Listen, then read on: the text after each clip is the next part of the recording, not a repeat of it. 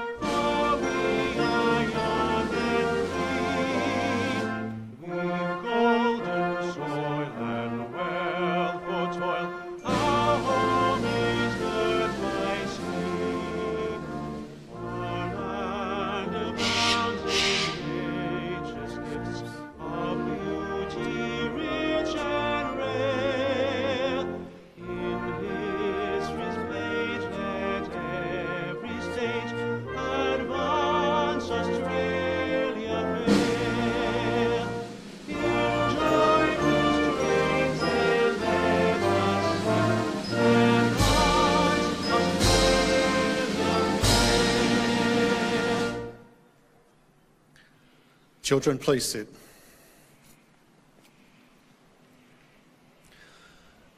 The Australian War Memorial was the vision of Charles Bean, Australia's First World War official historian. Bean landed with the Australian troops on Gallipoli and stayed with them at the front through to the end of the war.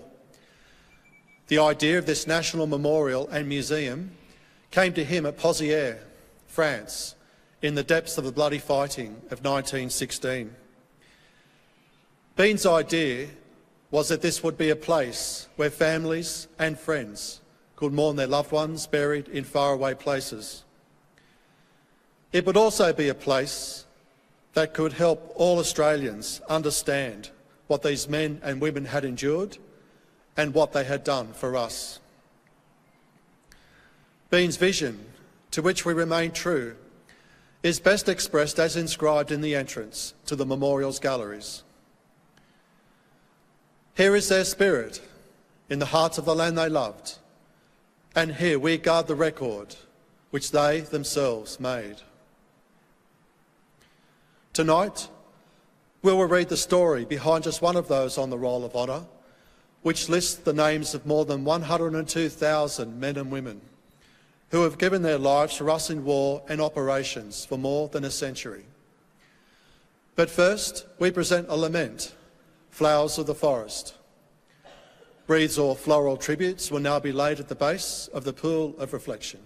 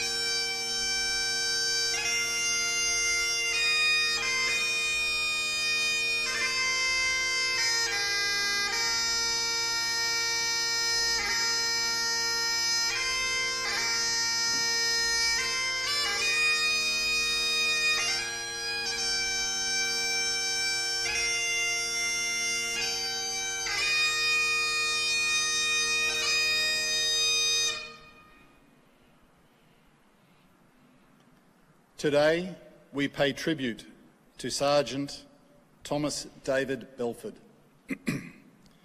Born in the Brisbane suburb of Woolloongabba on the 16th of June 1909, Thomas Belford was the 10th of 11 children born to William and Elizabeth Belford. Known to his friends as David Thomas, rather than Thomas David, he had 3 brothers and 7 sisters. As a young man, Belford attended Brisbane State School, then Buranda State School. He later attended Central Technical College in Brisbane. A keen sportsman, Belford played cricket and tennis. During the Depression years, Belford travelled the countryside doing whatever odd jobs he could, working mostly as a farmhand. He later undertook an apprenticeship and was employed as an engineer's fitter before going into business with his brother as a plumber. After the outbreak of the Second World War, Belford made several attempts to enlist in the Royal Australian Air Force before being accepted on the 5th of January 1941. Following enlistment, Belford began training as a navigator and air observer. In July of 1941, he embarked in Sydney for overseas service, first to Canada, then Britain, as part of the Empire Air Training Scheme. Belford was one of almost 27,500 RAAF pilots, navigators, wireless operators, gunners and engineers who, throughout the course of the war, joined squadrons based in Britain. After arriving in Britain, Belford undertook further specialist training before being posted to No. 460 Squadron. This was the most highly decorated Australian squadron in Bomber Command, and the squadron that suffered the highest casualties. Flying twin-engine Vickers Wellingtons medium bombers and then the 4-engine Avro Lancaster heavy bombers, the squadron lost over 1,000 men. Australian, British, Canadians, New Zealanders and South Africans. Almost 600 Australians from 460 Squadron are listed here on the Roll of Honour. On the night of 12th of July 1942, the Wellington in which Belford was a crew member was lost during a mine-laying operation off the Frisian Islands. Belford and all 6 of his Australian crewmates, Sergeants Alan Moyle, Frederick Brain, John Sharkey, Ronald Perry and Charles Dreyer, were all killed. Belford was 31 years old. His body was not recovered, and today his name, along with those of his crewmates, is listed on the Air Force's memorial overlooking the River Thames, the Runnymede Memorial, which lists all British and Commonwealth airmen with no known grave. Thomas David Belford's name is listed here on the Roll of Honour on your right, among some 40,000 Australians who died while serving in the Second World War. This is but one of the many stories of service and sacrifice told here at the Australian War Memorial. We now remember Thomas David Belford, who gave his life for us, for our freedoms, and in the hope of a better world.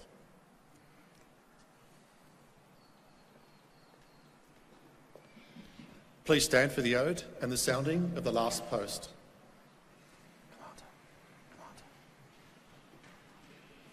Commander.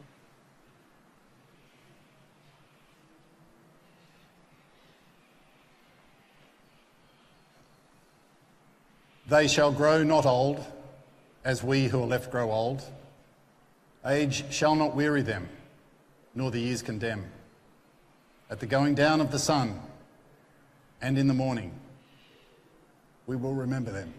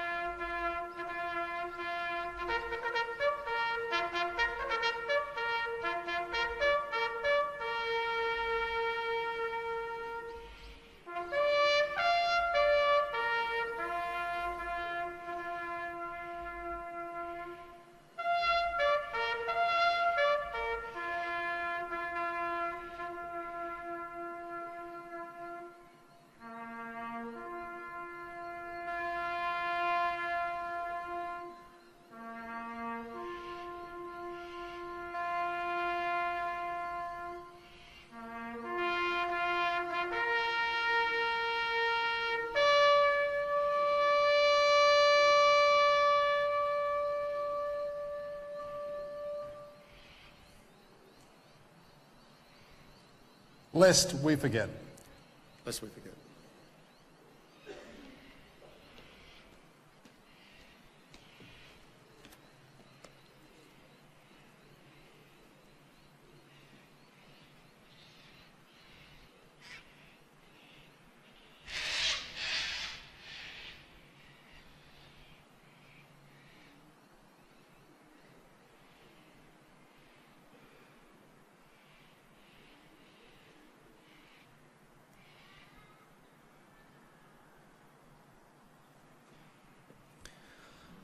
We leave you this evening with the words of the memorial's founder, Charles Bean. Many a man lying out there at Pozières or in the low scrub at Gallipoli, with his poor, tired senses barely working through the fever of his brain, has thought in his last moments, well, it's over. But in Australia, they will be proud of this. Ladies and gentlemen, that concludes the last post ceremony. Thank you for visiting the Australian War Memorial, and we wish you a very good evening.